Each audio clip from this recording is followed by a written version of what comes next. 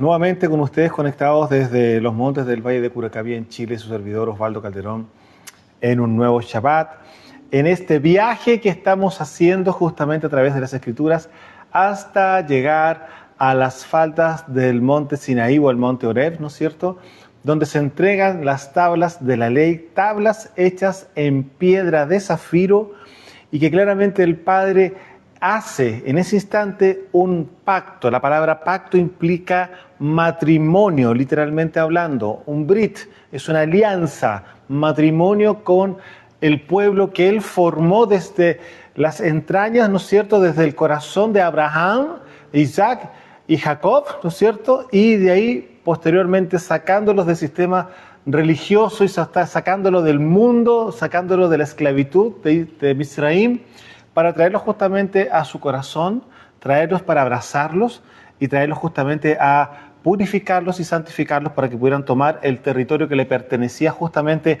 a Shem en su época.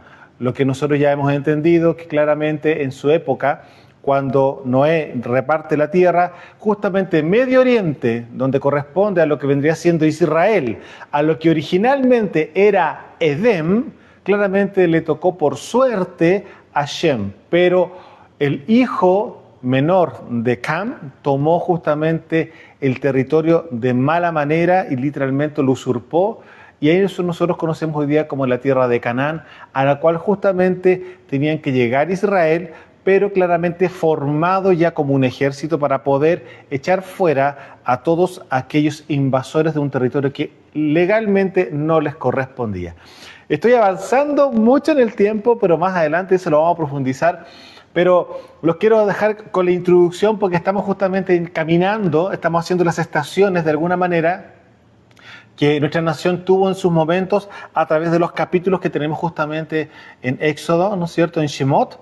Y antes de iniciar con lo que hoy día vamos a continuar, vamos a enseñar, es que les recordamos nuestros libros de estudio, ¿no es cierto?, Conociendo la vida eterna, resumen de la Escritura, ¿no es cierto?, de principio a fin, y posterior a eso, ya cuando ya están más maduros, para los que son ministros, claramente, para los que son ancianos, aquellos que ya tienen madurez y han conocido claramente ya la Escritura, este hermoso libro también, Luz en medio de las tinieblas, con 17 temas en profundidad. Creo que les comenté que estamos eventualmente viendo la manera de hacer otro volumen más, porque claramente hay mucha revelación, que muchas veces el Padre en 2 segundos entrega muchas cosas y hay que dejarlo por escrito, hay que dejarlo plasmado, porque para poder explicarlo muchas veces tomaría mucho tiempo. Entonces es mucho mejor vaciar, ¿no es cierto?, lo que el Padre entrega a través de manuscritos, de escrituras, ¿no es cierto?, y dejarlo eso plasmado en libros que van a ser legados, que eventualmente van a estar disponibles para todos ustedes y para aquellos que aman justamente al Padre y que aman justamente su voluntad, su Torá. Así que, amados, bueno, dicho eso, vamos a irnos justamente hoy día al capítulo número 18, que vendría siendo el capítulo donde nosotros le pusimos un título acá, Ordenando las cabezas del rebaño. Porque en este gran rebaño, ¿no es cierto?, que estaba llevando Moshe, que recordemos que él tuvo claramente que ser entrenado en pastorear. Recordemos que él se encuentra justamente con el Padre en el monte Horeb, pastoreando las ovejas de su suegro, ¿no es cierto? Y resulta que él tuvo que aprender el oficio de manejar las ovejitas, las cabritas, ver dónde están los pastos, el agua, etcétera, etcétera, revisar de que ninguna se fuera a torcer una patita, y como andaban entre medio del recinto, muchas veces jugando entre medio de las piedrecitas, en los montes, etcétera, etcétera, claro que se podía torcer la patita, y todas esas cosas él tenía que aprender a revisarlas, a no solamente pastorearlas, sino que apacentarlas. Eso implica estar en el cuidado personal de cada una de ellas. Nada es casualidad, todo es un diseño, todo es un proyecto de vida, y es por eso que el Padre lo preentrenó justamente con los animalitos, porque después iba a tener que pastorear una cantidad no menor de almas, ¿no es cierto?, y tener que regular y ordenar sus mentes y sus corazones para poder caminar en pureza, en shalom, ¿no es cierto?, en medio de todos aquellos que lo iban a rodear. Entonces, Para entender eso, hoy día estamos viendo y estamos, digamos, viendo una siguiente estación antes de llegar a los pies del monte Sinaí. Estamos en la región de Sinaí ya, ¿no es cierto?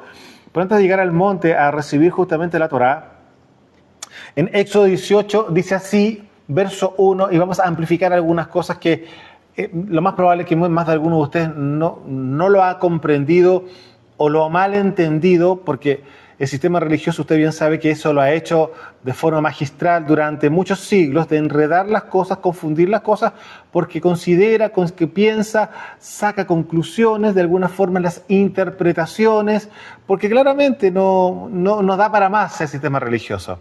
Bueno, inicio con Éxodo 18, verso 1.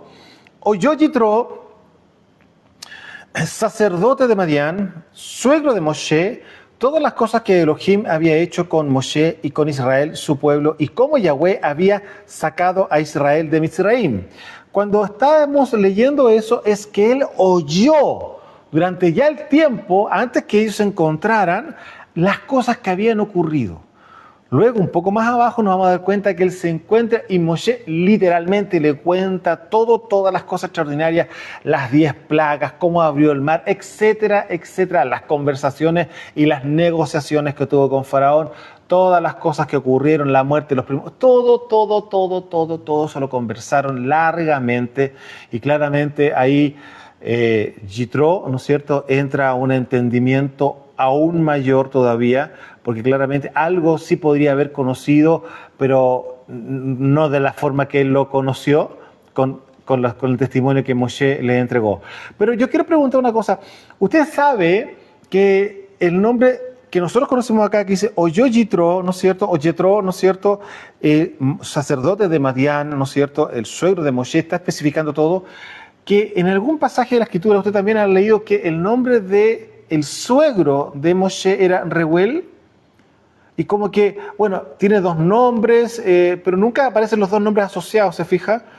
Mire, para que eso lo vayamos descubriendo, vayamos despejando algunas dudas, vamos ahí mismo en Éxodo, pero un poquito más atrás, vamos al principio, al capítulo 2, ¿ya? Y ahí vamos a conocer cuando justamente Moshe está revisando, o sea, encontrándose justamente con su pueblo, se encuentra que hay un maltrato, finalmente mata a un egipcio, y ese egipcio él lo entierra en la arena y él se da cuenta a los días después que ha sido descubierto lo que él había hecho y él sale arrancando de Mizraim.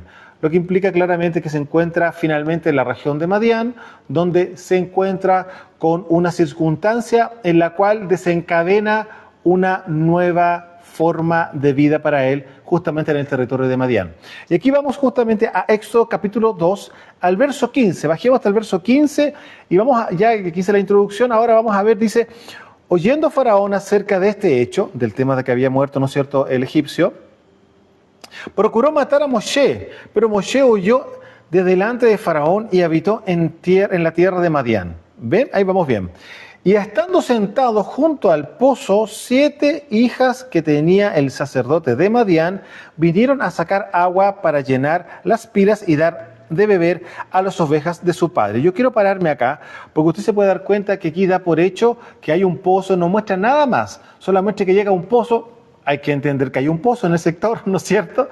Y no se muestra cuánto fue lo que caminó, cómo llegó hasta allá, no se muestra eso. Solamente que llegó a un sector donde había un pozo y al parecer era un abrevadero, ¿no es cierto?, para todas las personas, para todos los pastores de la región. Y ahí estamos ahora, verso 17, dice, mas los pastores vinieron y las echaron de allí. Entonces Moshe se levantó y las defendió y dio de beber a sus ovejas, ¿no es cierto?, a estas 7 jovencitas, ¿ya? Y viniendo ellas a Reuel, su padre, él les dijo, ¿por qué han venido hoy tan pronto? Ellas respondieron, un varón egipcio nos defendió de mano de los pastores y también nos sacó el agua y dio de beber a las ovejas. Y dijo a sus hijas, ¿dónde está? ¿Por qué le han dejado a ese hombre? ¿Por qué han dejado a ese hombre? Llámenle para que coma. Y Moshe convino en morar con aquel varón y él le dio a su hijo Siforá, que ese nombre es Siforá, no es Séfora, es Siforá, por mujer a Moshe. Bueno, cerramos el paréntesis ahí, pero aquí vemos que el nombre de él es Reuel. Voy al verso 18. Viendo volviendo ellas a Reuel, su padre, él les dijo, etcétera, etcétera. Ahora, ¿cuál vendría siendo el significado de la palabra Reuel? Reuel podríamos tener tres significados literalmente hablando. ¿Por qué? Porque Reuel, si nosotros lo miramos, que las terminaciones el, ya lo hemos enseñado eso, nosotros hablan de Elohim, que es una abreviación de Elohim o de Dios, ¿no es cierto? Entonces las terminaciones el corresponden a Elohim. Es lo mismo que decir Rafael. Ahí estamos diciendo que Rafael es mi sanador Elohim es mi sanador o Elohim es mi médico, por decirlo de alguna forma, ¿no es cierto? Es mi sanador. Rafael. Aquí tenemos después Raquel, Daniel, etcétera, etcétera, etcétera. Bueno, aquí tenemos Reuel. Ahora, Reuel, resulta que podemos buscar dentro de las raíces que podría estar muy de la mano con el tema pastoral, es decir, como pastor. De hecho, las ovejas eran de él también, ¿se fijan? Entonces, Reuel podría ser el pastor de Elohim, buscando la raíz. Pero si buscamos literalmente Reu también habla de ver o de mirar. De hecho, si usted sabe que existen 12 tribus y uno de esos nombres es una R al principio, como Rubén, bueno, justamente el nombre original es Reubén. ¿Y qué significa Reubén? Es el primer hijo que tuvo Lea, ¿cierto? Con Jacob. Y resulta que ella sabía que no era la preferida claramente porque lo que Jacob había elegido en su corazón era a Raquel, no a Lea. Y usted bien sabe el engaño que produjo Labán esa noche del matrimonio, etcétera, etcétera. Y resulta que finalmente tenía que cumplir con el mandamiento de alguna forma, ¿no es cierto?, de tener intimidad con la esposa que había tomado, a pesar de que él no la había elegido, había sido engañado. El punto está que después, cuando tiene justamente como esposa a Raquel no le estaba dando hijos, pero sin embargo sí Lea le dio hijos. Y el primer hijo que tuvo justamente Lea era Rubén. Reubén, que es el nombre original en el hebreo. Ahora, nosotros sabemos que la palabra ben o bar significa hijo. Ben es hijo en hebreo y bar es hijo en arameo. Y aquí tenemos Reubén, o sea, acá hay un hijo. Y resulta que usted revisa justamente la escritura, se va a dar cuenta que ella le puso Reubén para decirle, mira, aquí tenemos un hijo, o sea, ahora, por favor, mírame a mí como tu esposa, no como una concubina, por decirlo de alguna manera, ¿no es cierto? Mírame como tu esposa, porque claramente ella también se enamoró de él. Ahora, ahí tenemos el primer nombre, dice Reubén. Mira al hijo, ese es el nombre justamente de Rubén. Ahora, lo otro está que también la palabra Reú va de la mano con amistad, con ser amigo. Entonces tenemos técnicamente tres nombres para Reuel. Reuel podría ser el pastor de Elohim, el amigo de Elohim o la mirada de Elohim. ¿Se fija? Ese es el nombre Reuel. Pero ¿qué pasa con Yitro? Bueno, ahí vamos a buscar otra cosa más, porque Yitro no es un nombre. Yitro es un puesto, o podríamos decir un título de honor. Es como decir el Cohen Gadol. Sí, el sumo sacerdote. Observen lo siguiente, verso 1. Oyó Yitro, sacerdote de Madián. Ahora, si Yitro vendría siendo un título de honor, ¿no es cierto?, como un nombramiento frente a su condición sacerdotal, entonces, ¿qué podríamos buscar? Buscámoslo justamente en el hebreo, y Yitro significa tres cosas. Primeramente, una puede ser abundancia, pero como que no coincide mucho como con un título. Es más como una descripción frente a alguna situación particular, ¿no es cierto? Pero existen dos nombres más. Uno es excelencia y otro es su excelencia. Sí, como usted lo oye, su excelencia. Entonces resulta que si lo leemos así, diría, oyó su excelencia sacerdote de Madián, y claramente que como que tiene un sentido totalmente diferente y más conectado a la realidad. Es lo mismo que hubiéramos dicho, y escuchó justamente el sumo sacerdote, ¿no es cierto?, el Cohen Gadol de Elohim, que vendría siendo ¿quién? Aarón. Y en este caso, ¿quién vendría siendo? Reuel. ¿Se fija? Entonces, Yitro técnicamente es un título de honor y en este caso vendría siendo su excelencia. Ahora, hay que entender una cosa, que más adelante lo vamos a profundizar un poco más.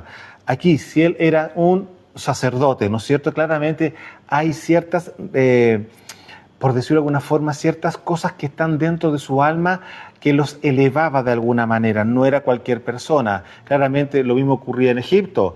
Entendemos que los que eran sacerdotes eran personas más letradas, más cultas, o sea, un nivel de excelencia dentro del ámbito natural, para que se pueda entender.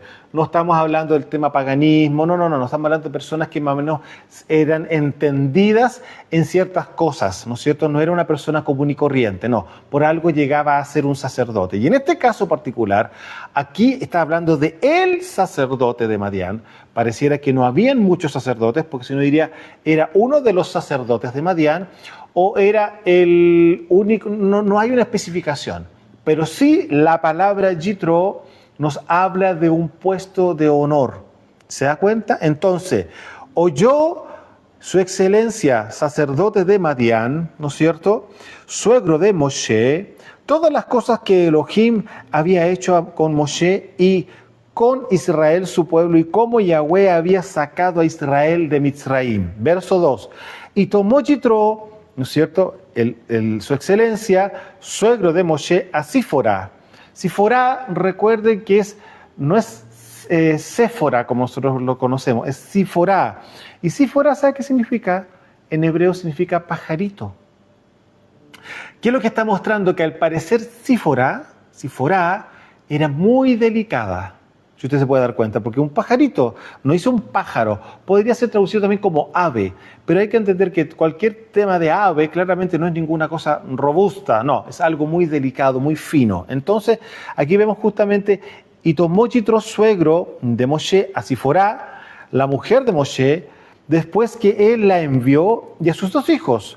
El uno llamaba Gersón, porque dijo, forastero, he sido en tierra ajena, y el otro se llamaba Eliezer, que literalmente significa mi Elohim ayuda, Eliezer, porque dijo, el Elohim de mi padre me ayudó y me libró de la espada de Faraón.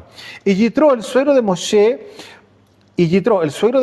con los hijos y la mujer de este, fíjese cómo habla acá, vino a Moshe en el desierto, donde estaba acampando junto al monte de Elohim. Es muy curioso que aquí la escritura dice, y vino Yitro, ¿no es cierto?, el suegro de Moshe, con los hijos y la mujer de este. O sea, no dice con los hijos, o no dice con sus nietos y con sus hijas, no dice eso. Se da cuenta que la mentalidad de Medio Oriente, usted se puede dar cuenta de que el padre cuando entrega a su hija ya deja de alguna forma de ser su hija legalmente, porque literalmente lo es así, y ahora es la esposa de otra persona. Entonces, por lo tanto, fíjese cómo él se coloca en su lugar. Ahora, su responsabilidad ya no está con ella literalmente. Nunca va a dejar de ser el padre, eso lo tenemos más que claro. Pero el punto está que claramente hay un varón que está haciéndose cargo de la vida de su hija. Por lo tanto, ahora ya literalmente dice acá, ¿no es cierto?, los hijos, ni siquiera habla de los nietos, ¿ya?, y la mujer de Moshe, que era su propia hija. Pues se da cuenta de la forma en que se ordenan las cosas, nada que ver con lo que ocurre en Occidente, es una mezcla de emociones que al final la persona se casa y al final tiene que casarse con toda la familia, porque al final no se casa con ella, o ella a la vez se casa con él y se casa con toda la familia, y es toda una mezcla de cosas, y ahí se producen cosas que muchas veces son bastante incómodas, ¿no es cierto? Pero bueno, volviendo a la escritura, dice, y Yitro, el suegro de Moshe, con los hijos y la mujer de este, vino a Moshe en el desierto donde estaba acampando junto al monte de Elohim. Y dijo Moshe, junto al monte de Elohim hay que entender que es el territorio, porque el monte literalmente falta mucho tiempo todavía hasta llegar al lugar donde el Padre le dijo que tenían que encontrarse con él. Recordemos que estamos en la península del Sinaí, hay muchos montes muy grandes, y claramente había uno de ellos, ¿no es cierto?, que fue el escogido por el Padre, donde justamente se encontró con Moshe en el principio. Por acá ustedes se dan cuenta, junto al monte de Elohim. Y dijo a Moshe, yo tu suegro, Yitro, vengo a ti con tu mujer y con sus dos hijos con ella. Y Moshe salió a recibir a su suegro y se inclinó y lo besó y se preguntaron el uno al otro cómo estaban y vinieron a la tienda. Moshe contó, ahí está, a su suegro, lo que les dije al principio, todas las cosas que Yahweh había hecho a Faraón y a los egipcios por amor a Israel. Y todo el trabajo que habían pasado en el camino y cómo los había librado Yahweh. Y se alegró Yitro de todo el bien que Yahweh había hecho a Israel al haberlo librado de mano de los egipcios. Y Yitro dijo, bendito sea Yahweh que los libró de manos de los egipcios y de la mano de Faraón y que los libró y que libró al pueblo de la mano de los egipcios. Ahora conozco que Yahweh es más grande que todos los Elohim. Acá está una exclamación sumamente importante porque Yitro, con el conocimiento a grandes rasgos, ¿no es cierto?, de las deidades, de alguna manera, ¿no es cierto?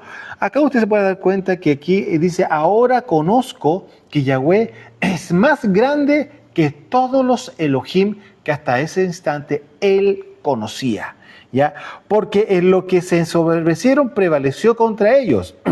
Y tomó Yitro, suegro de Moshe, holocaustos y sacrificios para Elohim. ¿Quién los tomó? Moshe? No, Yitro. Vuelvo a repetir, verso 12. Y tomó Yitro, suegro de Moshe, holocaustos y sacrificios para Elohim. Y vino a Aarón y todos los ancianos de Israel para comer con el suegro de Moshe delante de Elohim. Se puede dar cuenta, él hizo un banquete de honor. ¿En honor a quién? Al Dios más grande que hasta ese instante él tenía conocimiento. Y claramente que no hay otro más. Pero él reconoció. ¿Y qué es lo que hizo? Tomó holocaustos y sacrificios en honor al Padre. ¿Se da cuenta el corazón de Yitro? Ahora, 13. Aconteció que al día siguiente se sentó Moshe a juzgar al pueblo. Él siguió con su trabajo, claramente. Y el pueblo estuvo delante de Moshe desde la mañana hasta la tarde. Viendo el suegro de Moshe todo lo que él hacía con el pueblo, dijo, ¿qué es esto que haces tú con el pueblo? ¿Por qué te sientas tú solo y todo el pueblo está delante de ti desde la mañana hasta la tarde? Y Moshe respondió a su suegro, porque el pueblo viene a mí para consultar a Elohim. Cuando tiene asuntos, vienen a mí, y yo juzgo entre el uno y el otro y declaro las ordenanzas de Elohim, sus leyes. Entonces el suegro de Moshe le dijo, no está bien lo que haces. Y no es que esté mal juzgar, sino que está bien lo que está haciendo solo. Observe. No está bien lo que haces. Desfallecerás del todo tú y también este pueblo que está contigo, porque el trabajo es demasiado pesado para ti. No podrás hacerlo tú solo. Oye ahora mi voz. Y aquí viene la sabiduría, lo que recién les comentaba, no cualquiera iba a ser sacerdote en ninguna parte. Aquí hay algo que muestra diferencia en relación al resto de las demás personas, por algo tienen puestos, ¿no es cierto? Tienen un título. Ahora observen su excelencia, Yitro, su excelencia, un hombre sabio. Observe lo que dice acá. Oye ahora mi voz, yo te aconsejaré y Elohim estará contigo. O sea, es decir, yo voy a darte un consejo porque siento. Ahí claramente el soplo del Ruach HaKodesh lo hizo hablar, claramente para ordenarle justamente a Moshe su corazón y también para poder darle una nueva herramienta administrativa, si usted se puede dar cuenta. Voy acá. Oye ahora mi voz y yo te aconsejaré y Elohim estará contigo. Está tú por el pueblo delante de Elohim y somete tú los asuntos a Elohim y enseña a ellos las ordenanzas y las leyes y muéstrales el camino, el derech, ¿no es cierto? El camino que viene siendo la primera Torá que estaban recibiendo, por dónde deben andar y lo que han de hacer. Además, escoge tú de entre todo el pueblo varones de virtud. Primero que todo había que instruir a todo el pueblo. Primera, a grandes rasgos había que entregarle justamente la ordenanza a toda la nación. Luego de eso, miren lo que dice acá. Además, verso 21, además escoge tú de entre todo el pueblo varones de virtud, temerosos de Elohim, varones de verdad, que aborrezcan la avaricia, y ponlos sobre el pueblo por jefes de millares, de centenas, de 50 y de 10. Ellos juzgarán al pueblo en todo el tiempo, y todo asunto grave lo traerán a ti. Y ellos juzgarán todo asunto pequeño. Así aliviarás la carga de sobre ti y la llevarán ellos contigo. Si esto haces y Elohim te está dirigiendo a hacerlo, ¿no es cierto?, a seguir ministrando, tú podrás sostenerte y también todo este pueblo irá en shalom a su lugar. ¿Se da cuenta la sabiduría que salía justamente de la boca y del corazón de su suegro Reuel? ¿No es cierto? Ahora, seguimos avanzando. Y oyó Moshe la voz de su suegro e hizo todo lo que le dijo. Escogió Moshe varones de virtud de entre todo Israel, no solamente de la tribu de Leví, de todo Israel, y los puso por jefes sobre el pueblo, sobre 1000, 100, 50 y 10. Y juzgaban al pueblo en todo tiempo, y el asunto difícil lo traían a Moshe, y ellos juzgaban todo asunto pequeño, y despidió Moshe a su suegro, y éste se fue a su tierra. Se puede dar cuenta como aquí claramente se alivianó mucho el trabajo para Moshe, porque imagínense de ahí en adelante, si no se les ha encontrado con su suegro en su momento, todavía faltaban varios días más donde claramente iba a ser muy agotador estar escuchando quejas de esto, de lo otro, quizás cosas que son a niveles familiares o de alguna negociación, de algo que se prestó, de algún animal, de alguna... O sea, se puede dar cuenta algo que era no menor, quejas y discusiones, problemas, etcétera, etcétera, etcétera. Pero hay una cosa, miremos lo que pasa más adelante. Vamos ahora a Deuteronomio capítulo 1. Verso 9. En Deuteronomio, recordemos que Deuteronomio es como un resumen de toda la historia, ¿no es cierto?, de toda la Torá.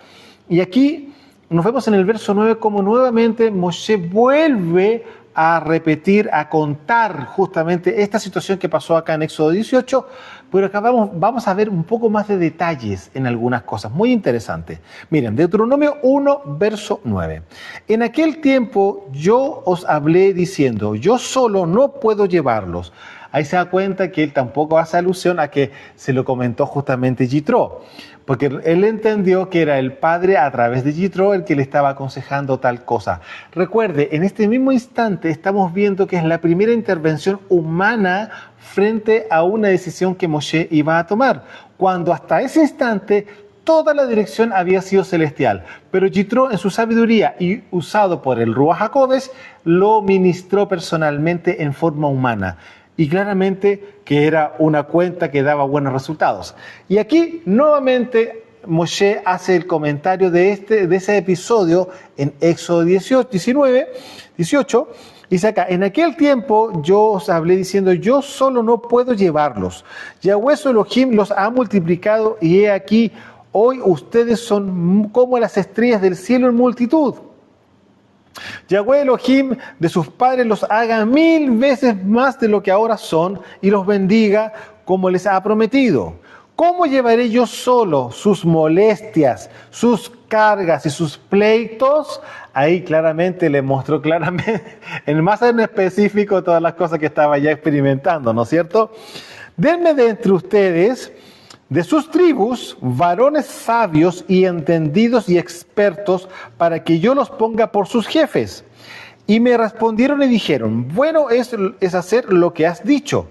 Y tomé a los principales de sus tribus, varones sabios y expertos, y los puse por jefes sobre ustedes, jefes de millares, de centenas, de 50 y de 10, y gobernadores de sus tribus. Fíjense, un sistema administrativo de justicia.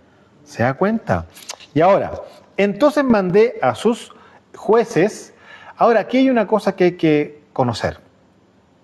En hebreo, la palabra Elohim, con mayúscula, sabemos que se refiere al Padre, ¿no es cierto? Ahora, Elohim, con minúscula, significa el plural de Eloah, es decir, dioses, ¿no es cierto? Pero Elohim, también con minúscula, significa jueces. Para que usted sepa. Entonces, usted está leyendo en algún momento en el hebreo y va a aparecer la palabra Elohim en vez de jueces, como está traducido.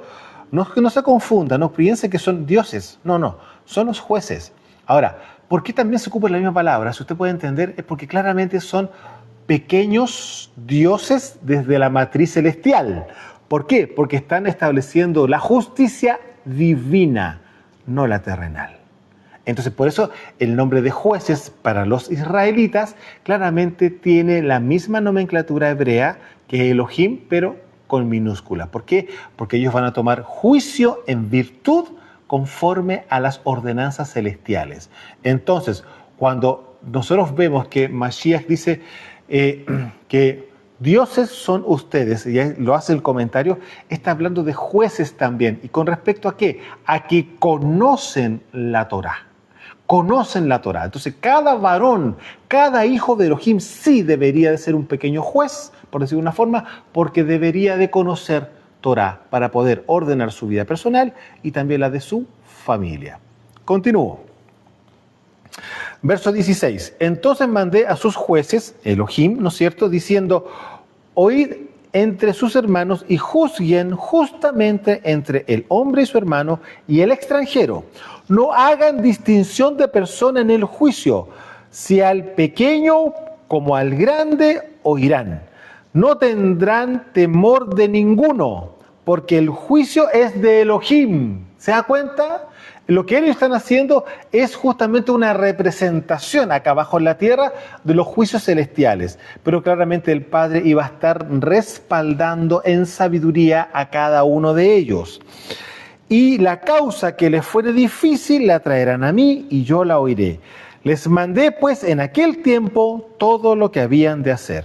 Es decir, en ese instante, lo que yo les comentaba, aparecen los primeros pastores, los primeros roim, porque tenían que pastorear conjuntamente con este gran pastor que vendría siendo justamente Moshe a todo este pueblo. ¿Se fija? Y aquí en adelante podemos darnos cuenta cómo se empiezan a ordenar las cosas hasta llegar al Brit Hadashah, al nuevo pacto, al conocimiento que ya claramente tenía este Moré, conocido como el Rabí Saulo, ¿no es cierto?, Saulo de Tarso, y él hace curiosamente, no digo curiosamente, hace conexión con estas cosas. Pero antes de esto, yo los quiero llevar a algo. ¿Ustedes saben qué parentesco literal tenía Moshe con Reuel y claramente con Siforá, que era su esposa? Eran parientes. ¿Pero cómo? Si no eran de la tribu de Israel. No eran ninguna de las tribus, eran madianitas. Pues por lo mismo, usted si conoce la historia se va a dar cuenta que sí, Madián era también un hijo de Abraham. Por supuesto que sí. El que lo conoce sabe de lo que estoy hablando, pero el que no va a aprenderlo hoy día. Vamos a irnos a Bereshit, a Génesis capítulo 25. Bereshit, capítulo 25. Génesis capítulo 25. Dice así, verso 1. Abraham tomó otra mujer después que falleció su esposa Sará, ¿no es cierto?, cuyo nombre era Keturá, la cual le dio a luz a Simram, Joksán, Medán, Madián, Isbac y Sua. Y Joksán engendró a Seba y Dedán. E hijos de Dedán fueron Asurim, Letusim y Leumim. E hijos de Madián, Efa, Efer, Hanok, Abidá y Elda. Estos todos fueron hijos de Keturá. Para que usted se pueda dar cuenta, hay una relación espiritual, biológica también, entre Moshe y Siforá. Claro que sí.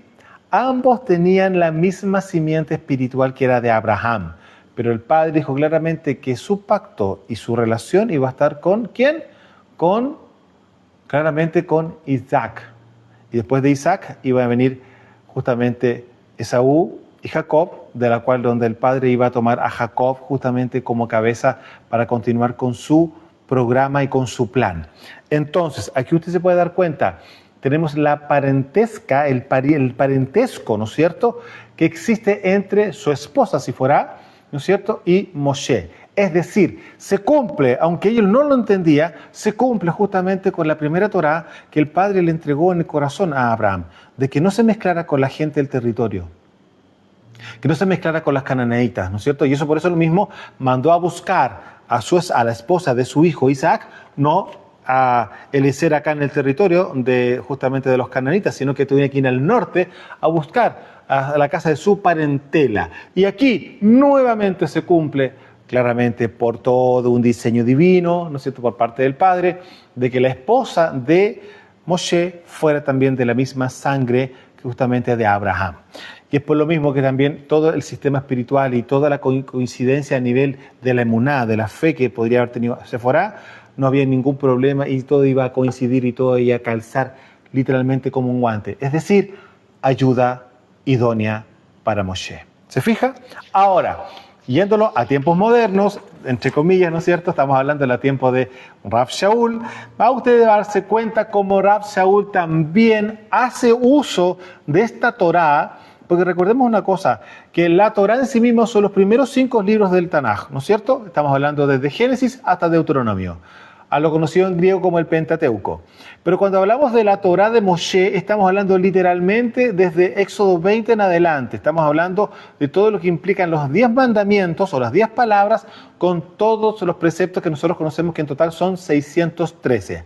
Ahora, cuando entendemos que se habla Torá, es todo desde Génesis, ahí está hablando de las leyes de matrimonio, se separará el hombre de su padre y su madre, etcétera, etcétera. Todo eso se incluye también del día de mañana dentro de la Torá, de Moshe. Pero ¿por qué se lo comento? Porque resulta que aquí usted puede dar cuenta que esta Torá del orden, ¿no es cierto?, de la administración del pueblo, lo tiene también como forma de enseñanza Pablo. Sí, observen.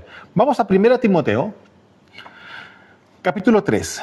Y usted se puede dar cuenta que cuando leímos recién, ¿no es cierto?, con Moshe, él eligió varones de virtud, excelencias, ¿no es cierto?, con temor al Señor, es decir, temerosos de Elohim, etcétera, etcétera, etcétera, personas que fueran de excelencia. Estamos hablando que no era cualquiera, eran principales, ¿no es cierto? Ahora, 1 Timoteo capítulo 3, verso 1, miren, palabra fiel, si alguno anhela, entre comillas, un ministerio, ¿ya?, un pastorado, en este caso particular, no sé, un ministerio, buena obra desea, está bien que lo desee, porque está claro que está puesto en el corazón por parte del Padre, ¿no es cierto?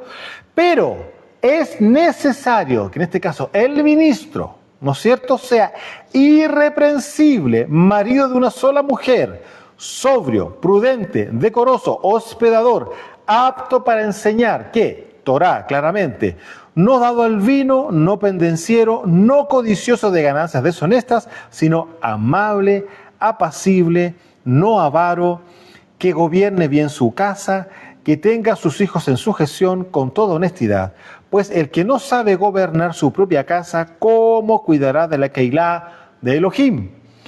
No un neófito, no sea que envaneciéndose caiga en la condenación del diablo. También es necesario que tenga buen testimonio de los de afuera para que no caiga en descrédito y en lazo del diablo nuevamente.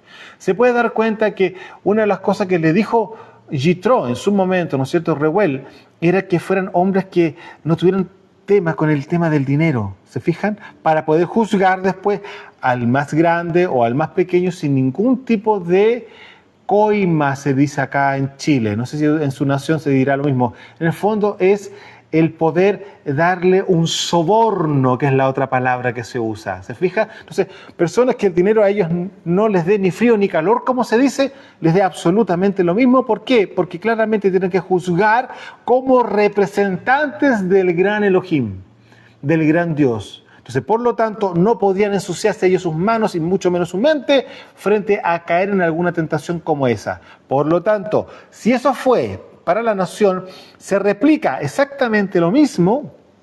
Si usted se puede dar cuenta de lo que está diciendo aquí claramente Pablo, ¿no es cierto?, en relación a aquellos que van a administrar, ¿no es cierto?, como ministros, ¿no es cierto?, las congregaciones, que técnicamente vienen siendo pequeñas porciones de la nación de Israel en todas las naciones.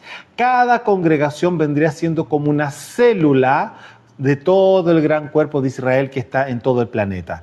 Claramente, por eso acá dice Pablo, ¿no es cierto?, en el verso, voy a ser específico, verso 3, y no dado al vino, no pendenciero, así que tenga que ser una persona que se pelee por cualquier cosa, no codicioso de ganancias deshonestas, sino amable, apacible, no avaro. Ganancias deshonestas. Ahí estamos hablando justamente de tener un corazón que sea limpio, puro, para que pueda juzgar y poder enseñar Torá claramente en libertad. Bueno, amados, Hoy día llegamos hasta el capítulo 18, ¿no es cierto?, de Éxodo. Estamos próximos ya en 2 fines de semana más, en 2 Shabbatot, vamos a tener justamente la celebración de la fiesta de Shavuot. Y esa fiesta, ¿por qué se celebra cada año? Porque es la renovación de los votos del matrimonio que nuestra nación Israel tuvo justamente con nuestro Padre, el Elohim, ¿no es cierto?, de Israel, Yahweh, Elohim Sebaot. Así que por eso se hace todos los años, se hace una conmemoración y se celebra justamente la renovación de los votos. Es decir, este año nuevamente renuevo mi corazón para contigo, para caminar en tu voluntad y en tus mandamientos. Así que, amados, eso es lo que se nos viene de aquí. Y recordemos que es una fiesta de mañana. Vamos a estar alrededor de las 9 de la mañana ya entrando en las transmisiones y justamente en las ministraciones, porque claramente es una fiesta de mañana. No como la fiesta de Pesaj, que fue una fiesta nocturna.